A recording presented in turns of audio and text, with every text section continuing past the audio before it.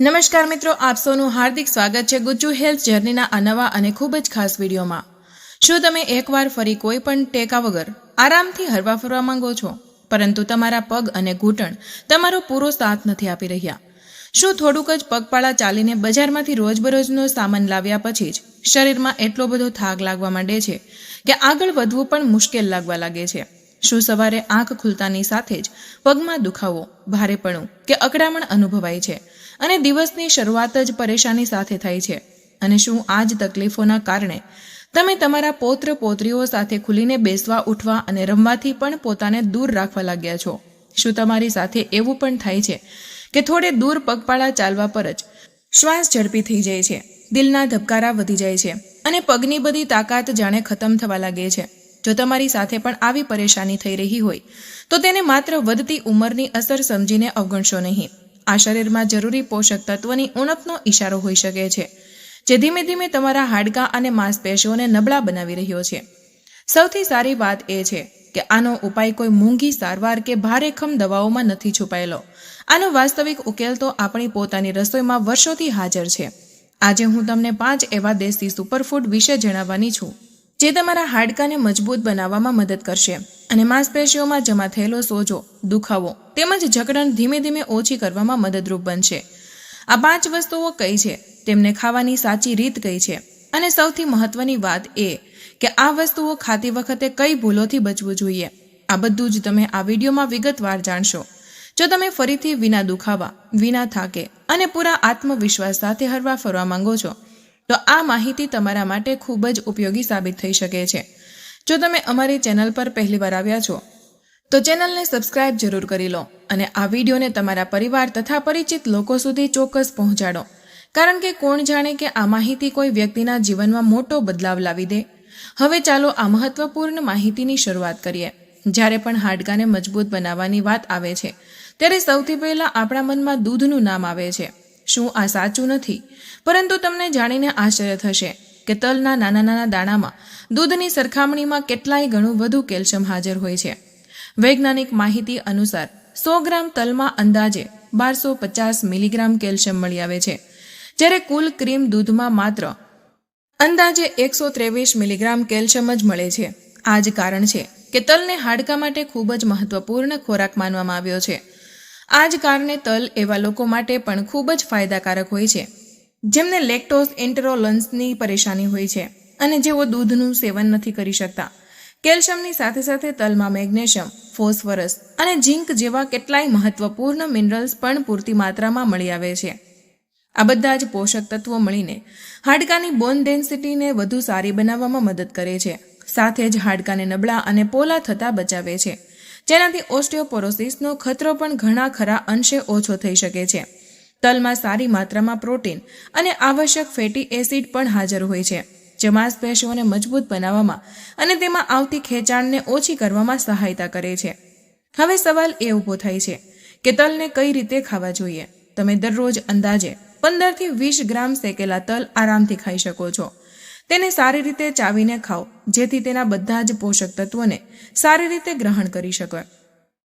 તમે તલનું સેવન સવારે નાસ્તાની સાથે કરી શકો છો, બપોરના ભોજનના અંદાજે 1 કલાક પછી પણ લઈ શકો છો, અથવા વળી સાંજના સમયે પણ તેમનો ઉપયોગ કરી શકાય છે।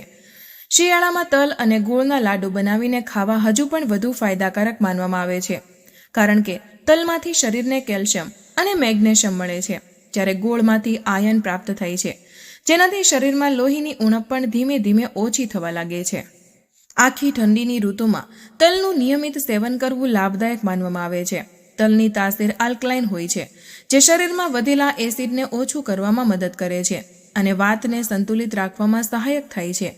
મોટી ઉંમરના વડીલો માટે તલ કોઈ કુદરતી ઔષધિથી કમ નથી માનવામાં આવતા। હવે વાત કરીએ બીજી મહત્વપૂર્ણ વસ્તુની, જેને તમારે તમારી ડાયટમાં સામેલ કરવી જોઈએ, અને તે છે હળદરવાળું દૂધ, જેને ગોલ્ડન મિલ્ક પણ કહેવામાં આવે છે। વૈજ્ઞાનિક અભ્યાસો અનુસાર હળદરની અસલી શક્તિ તેના મુખ્ય તત્વ કર્ક્યુમિનમાં છુપાયેલી હોય છે। આ એક ખૂબ જ પ્રભાવશાળી એન્ટી ઇન્ફ્લેમેટરી અને એન્ટીઓક્સિડન્ટ ગુણોથી ભરપૂર તત્વ માનવામાં આવે છે। જેમ જેમ ઉંમર વધે છે તેમ તેમ શરીરમાં ક્રોનિક ઇન્ફ્લેમેશન એટલે કે જૂનો સોજો વધવા લાગે છે, અને આ જ સોજો આગળ જતા સાંધાના દુખાવા, ગઠિયા, આર્થરાઇટ્સ અને અકળામણ જેવી સમસ્યાઓનું મોટું કારણ બની જાય છે. કર્ક્યુમિન એવા એન્ઝાઇમ્સને નિયંત્રિત કરવાનું કામ કરે છે જે શરીરમાં સોજો પેદા કરે છે. દૂધમાં રહેલું કેલ્શિયમ હાડકાને મજબૂતી પ્રદાન કરે છે અને હળદરમાં રહેલું કર્ક્યુમિન તેમને દુખાવા અને સોજાથી બચાવવામાં મદદ કરે છે. આ રીતે આ મિશ્રણ શરીર માટે એક મજબૂત સુરક્ષા કવચની જેમ કામ કરે છે. હળદરવાળું દૂધ તૈયાર કરવા માટે રાત્રે 1 ગ્લાસ દૂધમાં અડધી નાની ચમચી એટલે કે અંદાજે 3 થી 4 ગ્રામ હળદર પાવડર મિક્સ કરો. જો તમે ચાહો તો કાચી હળદરનો ઉપયોગ પણ કરી શકો છો. આ દૂધને વધુ અસરકારક બનાવવા માટે તેમાં 1 થી 2 ચપટી કાળા મરી ચોક્કસ ઉમેરો, કારણ કે કાળા મરીમાં મળી આવતું પાઇપરીન કર્ક્યુમિનના શોષણને કેટલાય ગણું વધારી દે છે. આ જ કારણ છે કે હળદર અને કાળા મરીનું સંયોજન વધુ પ્રભાવશાળી માનવામાં આવે છે. જો તમારા ઘૂંટણ કે સાંધાનો દુખાવો લાંબા સમયથી ચાલી રહ્યો હોય અને વર્ષોથી પરેશાની હોય તો તેમાં 5 ચમચી સૂંઠ પાવડર પણ ઉમેરી શકાય છે. સૂંઠ દુખાવા અને સોજાને ઓછું કરવામાં સહાયતા કરે છે તેમજ આ વાતને સંતુલિત રાખવામાં પણ મદદ કરે છે. આ દૂધનું સેવન રાત્રે સૂતા પહેલા કરવું સૌથી વધુ લાભદાયક માનવામાં આવે છે. પરંતુ ધ્યાન રાખો કે જે લોકો લો બ્લડ પ્રેશરની સમસ્યા રહેતી હોય તેમણે હળદરવાળું દૂધનો ઉપયોગ સાવધાની સાથે કરવો જોઈએ, કારણ કે હળદર બ્લડ પ્રેશરને હજુ વધુ ઓછું કરી શકે છે. આવી જ રીતે જે લોકોને ગોલ બ્લેડર એટલે કે પિત્તાશય સાથે જોડાયેલી કોઈ સમસ્યા હોય તેમણે પણ હળદરનું સેવન વિચારી સમજીને કરવું જોઈએ, કારણ કે તે પિત્તના ઉત્પાદનને વધારવાનું કામ કરે છે. ત્રીજી એવી વસ્તુ જેને તમારે તમારી રોજના ડાયટમાં ચોક્કસ સામેલ કરવી જોઈએ તે છે ફણગાવેલા ચણા અને ફણગાવેલા મગ, જેને સામાન્ય ભાષામાં સ્પ્રાઉટ્સ કહેવામાં આવે છે. જૂના જમાનાથી લોકો કહેતા આવ્યા છે કે ફણગાવેલા ચણા ખાવાથી શરીરમાં ઘોડા જેવી શક્તિ આવવા લાગે છે અને નબળાઈ ધીમે ધીમે દૂર થવા લાગે છે. વિજ્ઞાન પણ આ વાતની પુષ્ટિ કરે છે કે ફણગાવેલા ચણા અને મગ પ્રોટીન તેમજ આયર્નના ઉત્તમ સ્ત્રોત હોય છે. ખાસ કરીને વડીલોમાં થતી શારીરિક નબળાઈ અને લોહીની ઉણપને પૂરી કરવામાં આ ખૂબ જ મદદગાર સાબિત થાય છે. પ્રોટીન શરીરની માંસપેશીઓના નિર્માણ અને તેમના સમારકામ માટે એક ખૂબ જ જરૂરી પોષક તત્વ માનવામાં આવે છે, જેનાથી શરીરનો થાક ઓછો થાય છે અને તાકાત જળવાઈ રહે છે. વળી તેમાં રહેલું આયર્ન શરીરમાં હિમોગ્લોબિન વધારવામાં સહાયતા કરે છે, જેનાથી આખા શરીરમાં અને વિશેષ રૂપે પગ સુધી રક્ત સંચાર વધુ સારી રીતે પહોંચવા લાગે છે. જ્યારે બ્લડ સર્ક્યુલેશન યોગ્ય જળવાઈ રહે છે ત્યારે પગમાં ઝણઝણાટી, સુન્નપણું અને નબળાઈ જેવી પરેશાનીઓ ધીમે ધીમે ઓછી થવા લાગે છે.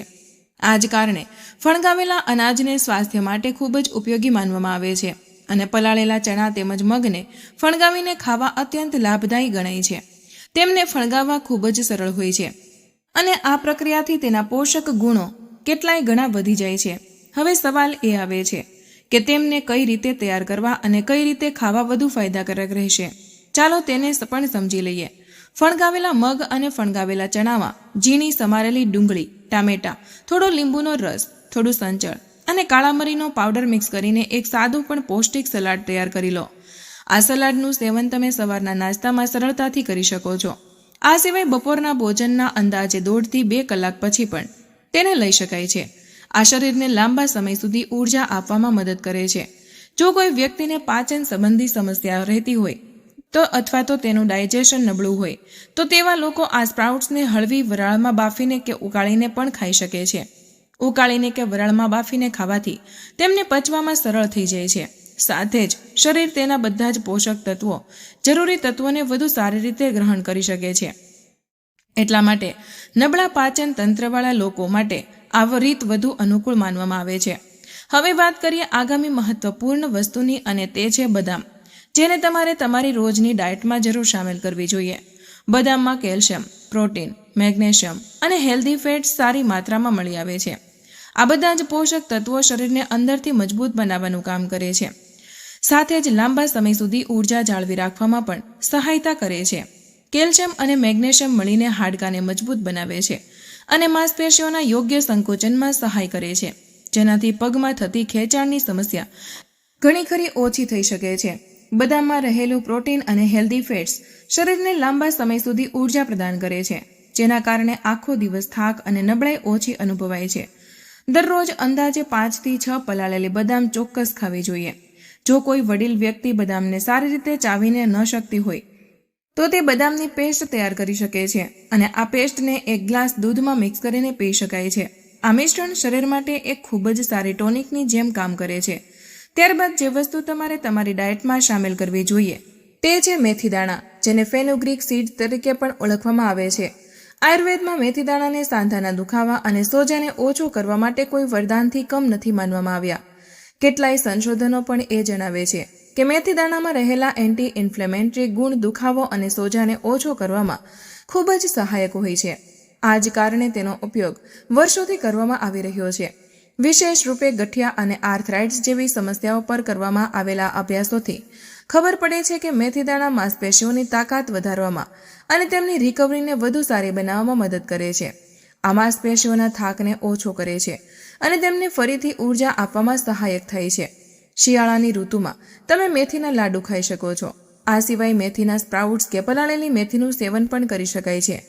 રાત્રે સૂતા પહેલા 1 ગ્લાસ પાણીમાં 1 ચમચી મેથી દાણા પલાળીને રાખી દો. સવારે ઉઠ્યા પછી સૌથી પહેલા મેથીવાળું પાણી પી લો અને ત્યારબાદ બચેલા મેથી દાણાને સારી રીતે ચાવીને ખાઈ લો.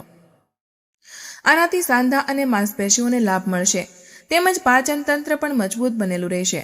જો સાવચેતીઓની વાત કરીએ તો મેથી દાણા બ્લડ શુગર અને બ્લડ પ્રેશર બંનેને ઓછું કરવાનું કામ કરે છે. તેથી જે લોકો પહેલાથી જ શુગર કે બીપીની દવાઓ લઈ રહ્યા છે તેમણે આનું સેવન વિચારી સમજીને કરવું જોઈએ. ગર્ભવતી મહિલાઓએ પણ મેથી દાણાનું સેવન ન કરવું જોઈએ, કારણ કે તેની તાસીર ગરમ માનવામાં આવે છે. આ 5 મુખ્ય વસ્તુઓ સિવાય વડીલોએ પોતાની ડાયટમાં કેટલીક અન્ય ઉપયોગી વસ્તુઓ પણ ચોક્કસ સામેલ કરવી જોઈએ, જેમાં સૌથી પહેલા કેળા અને કિશમિશનું કોમ્બિનેશન આવે છે. કેળામાં પોટેશિયમ અને મેગ્નેશિયમ મળી આવે છે, જે માંસપેશીઓની ખેંચાણને ઓછું કરવામાં મદદ કરે છે. વળી કિશમિશમાં રહેલું આયર્ન શરીરની નબળાઈ દૂર કરવામાં મદદ કરે છે.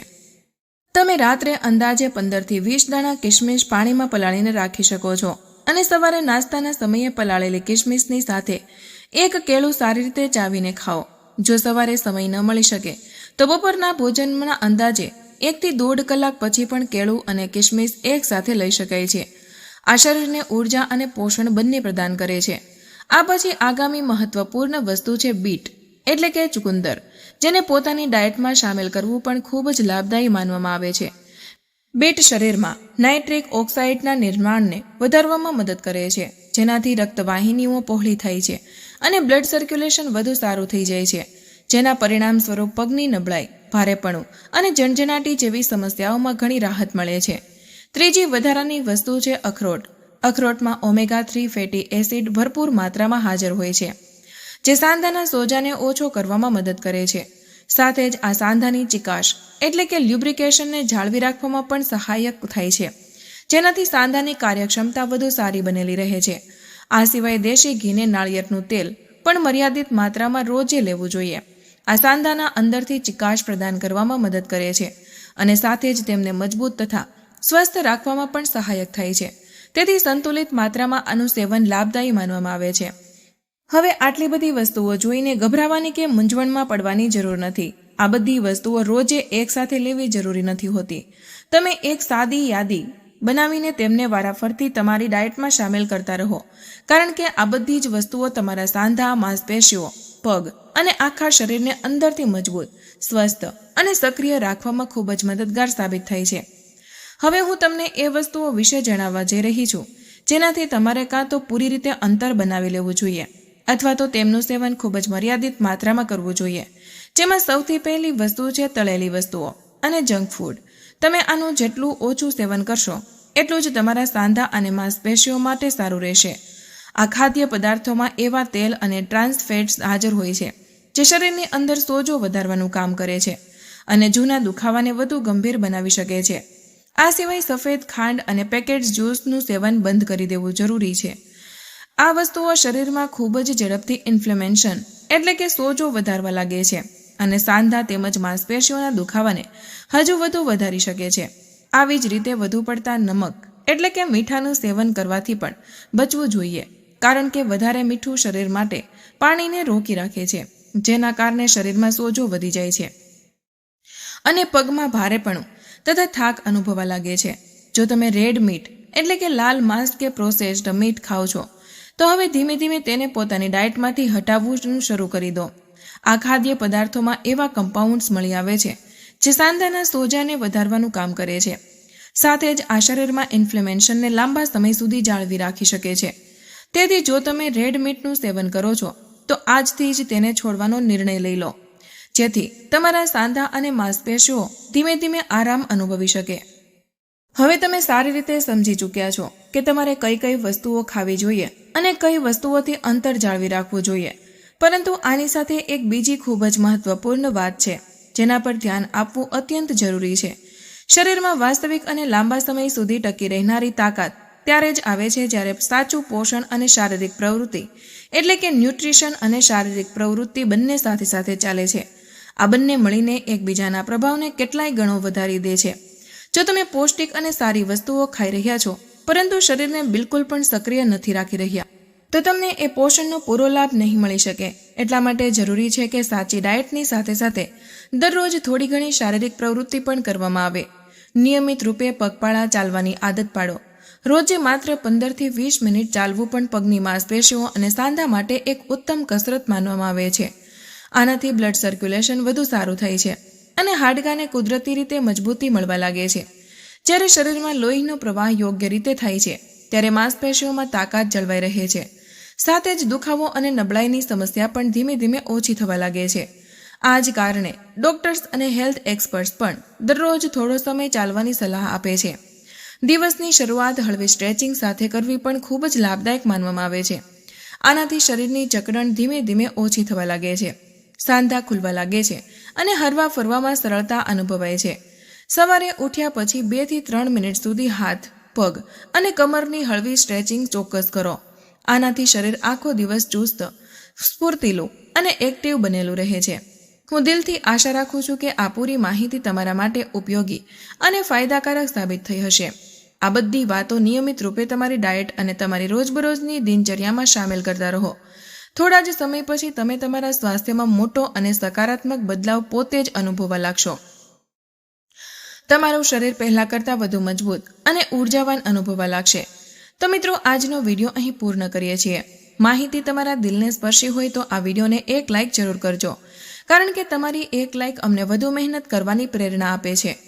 આ માહિતીને તમારા સુધી સીમિત ન રાખતા અત્યારે જ તમારા મિત્રો અને પરિવાર સાથે શેર કરો. તમારો એક શેર કોઈ માણસને મુસીબતથી બચાવી શકે છે અને તેમના આશીર્વાદ તમને મળશે.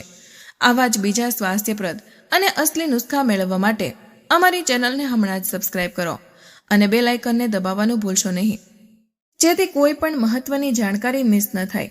તમે કયા શહેરથી આ વિડીયો જોઈ રહ્યા છો તે નીચે કમેન્ટમાં જરૂર જણાવજો. મળીએ એક નવા સ્વાસ્થ્યપ્રદ વિડીયો સાથે. ત્યાં સુધી બધા હસતા રહો, મુસ્કરાતા રહો અને રોજે કંઈક નવું શીખતા રહો, જેથી તમે પણ રહી શકો હંમેશા સ્વસ્થ. ધન્યવાદ.